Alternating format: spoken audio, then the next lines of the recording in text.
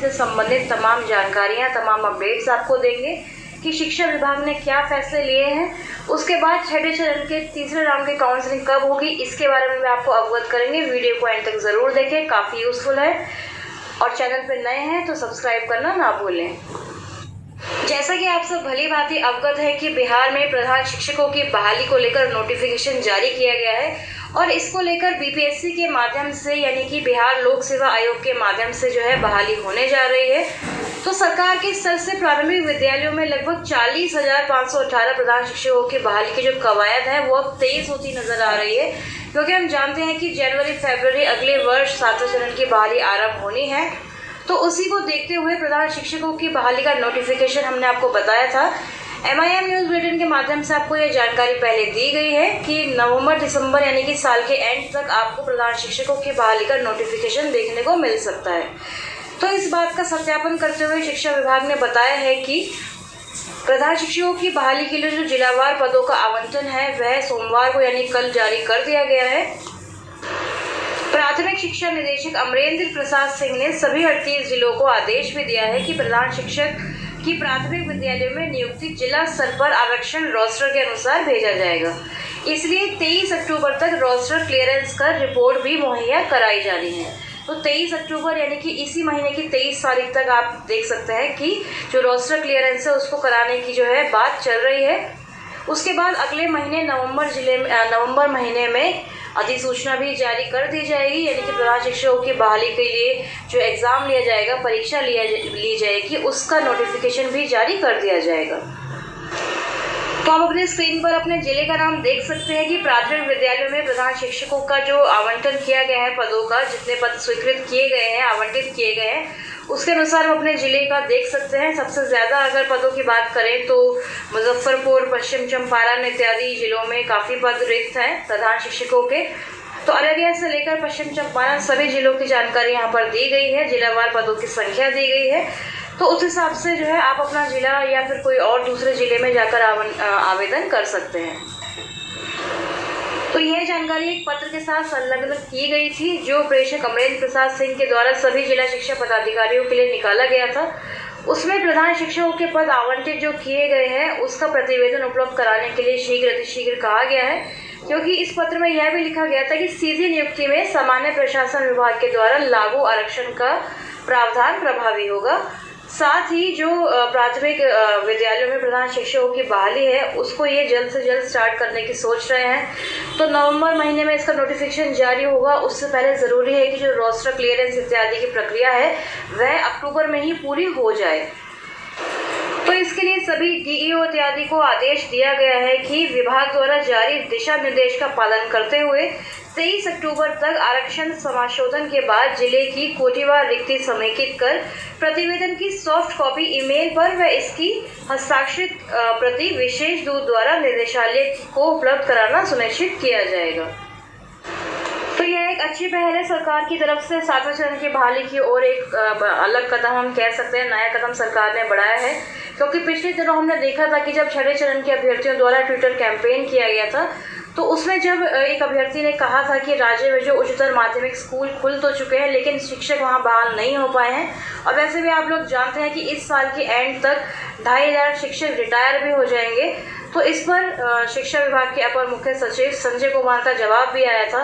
उन्होंने रिप्लाई भी किया था कि the department is aware of it, कि जो शिक्षा विभाग है उसको ये जानकारी है and it making efforts to do it, और इस कमी को पूरा करने के लिए डिपार्टमेंट हर संभव कोशिश कर रहा है। Rest is corollary of the main proposition, यानी कि बाकी जो है वो सिचुएशन के हिसाब से जो भी आगे विचार है वो किया जाएगा। यहाँ आपको एक जानकारी और दे दें कि छठे चरण की बहाली कंप्लीट होने के बाद भी काफ़ी पद जो है रिक्त रह जाएंगे।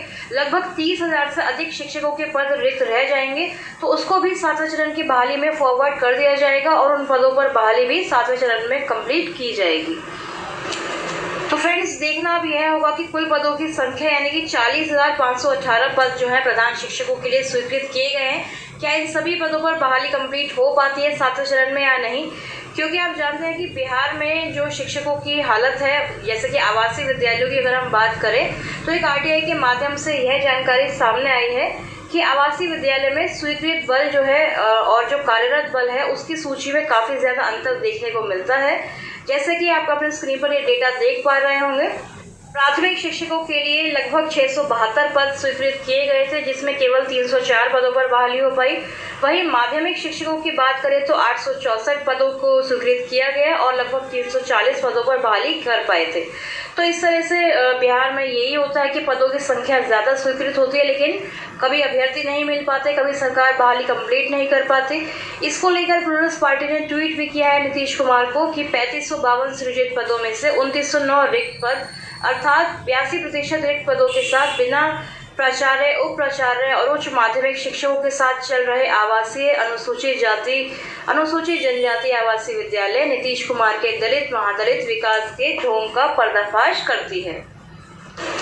तो अब देखना यह होगा कि जो 40,518 प्रधान शिक्षकों के पद जिलावार आवंटित तो कर दिए गए हैं, क्या 7वें चरण में इन पदों पर बहाली कंप्लीट हो पाएगी, ये आगे आने वाला वक्त ही बताएगा। क्योंकि हम देख रहे हैं कि बीपीएससी के थ्रू परीक्षा ली जानी है, तो उसका लेवल कितना टफ होगा, कितने अभ्यर्थी मिल पाएंगे, यह देखने वाली बात है।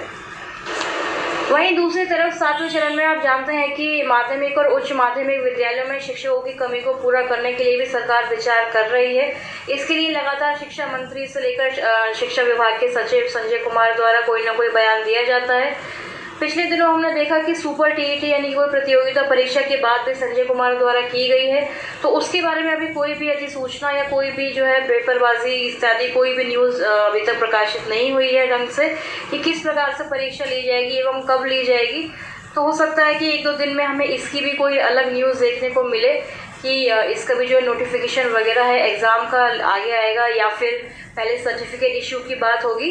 तो ये सारी बातें भी आगे आने वाले दिनों में अभी क्लियर हो ही जाएंगी। छठे चरण की शिक्षक नियोजन की बात करें तो अखबारों में आज भी प्रकाशित हुआ है कि 15 दिसंबर के बाद काउंसलिंग की जाएगी। 10,000 अभ्यर्थियों की काउंसलिंग चुनाव बाद ही अब आरंभ हो पाएगी, क्योंकि आप जानते हैं कि तीसरे चरण की काउंसलिंग का जो अभ्यर्थी है काफ़ी दिनों से इंतज़ार कर रहे हैं। तो ऐसे अभ्यर्थियों की काउंसलिंग का पंचायत चुनाव के बाद ही संभव है। तकरीबन 10,000 पदों पर शिक्षकों की बहाली की जानी है। इसे ध्यान में रखते हुए शिक्षा विभाग ने 11,000 नियोजन इकाइयों में काउंसलिंग कराने संबंधी शेड्यूल तो तैयार कर लिया है, लेकिन ये सभी पंचायत नियोजन इकाइयां हैं। इस पर शिक्षा विभाग के अपर मुख्य सचिव संजय कुमार के मुताबिक बची हुई नियोजन इकाइयों में 15 दिसंबर के बाद ही काउंसलिंग की जाएगी। और आपको याद दिला दें कि ये वो नियोजन इकाइयाँ हैं जिसकी काउंसलिंग या तो स्थगित हुई है या रद्द हुई है। तो यहाँ 11,000 लिखा गया है, एक्चुअल में लगभग 1100 नियोजन इकाइयाँ हैं जिनमें छूटे हुए दिव्यांग अभ्यर्थियों के आवेदन नहीं पड़े थे, वहाँ काउंसलिंग ऑलरेडी हो चुकी है। और अब ये जो तीसरे राउंड की काउंसलिंग है वह 15 दिसंबर के बाद ही प्रस्तावित रखी गई। ठीक है, सरकार ने यह खबर तो प्रकाशित करवा दी कि पंचायत चुनाव के बाद ही बहाली संभव है। छठे चरण का जो काउंसलिंग का राउंड है वो उसी के बाद निकलेगा, लेकिन सरकार को यह भी ध्यान में रखना चाहिए कि इस बीच बच्चों की पढ़ाई का क्या होगा, कैसे पढ़ाई होगी, क्योंकि बार बार हम देखते हैं कि शिक्षा विभाग द्वारा यह जानकारी दी जाती है कि बहाली चल रही है, लेकिन एक्चुअल में इसकी कवायद अभी भी काफ़ी धीमी है। एसटीईटी अभ्यर्थियों को लेकर सरकार द्वारा कोई भी अधिसूचना, कोई भी जानकारी अभी साझा नहीं की जा रही है। कभी कहते हैं कि 7वें चरण की बहाली प्रक्रिया में कई बदलाव कर दिए गए हैं, सॉफ्टवेयर के माध्यम से ऑनलाइन आवेदन भी लिए जाएंगे, इसकी तैयारी भी चल रही है। तो देखते हैं कि सरकार क्या तैयारी कर रही है, क्या ऑनलाइन आवेदन की तैयारी